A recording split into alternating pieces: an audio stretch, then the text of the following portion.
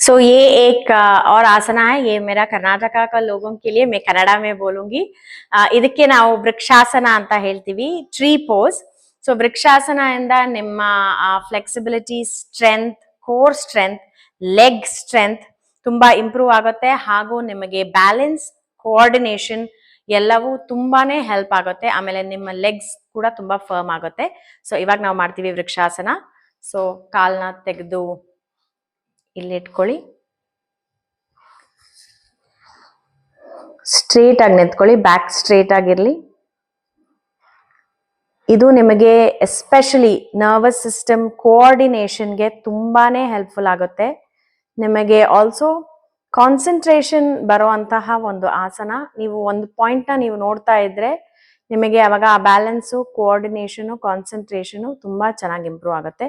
ಇದು ಕೂಡ ನೀವು ಡೈಲಿ ಮಾಡಬಹುದು. ಲೆಫ್ಟ್ ಸೈಡ್ ಕೆಲವೊಂದ್ಸರ್ತಿ ಒಂದ್ ಸೈಡ್ ವೀಕ್ ಆಗಿರುತ್ತೆ. See for me the right leg is little weak, so ಹಾಗಾಗಿ ಸ್ವಲ್ಪ ಕೋಆರ್ಡಿನೇಷನ್ ತಪ್ಪುತ್ತೆ. But that is also very very normal.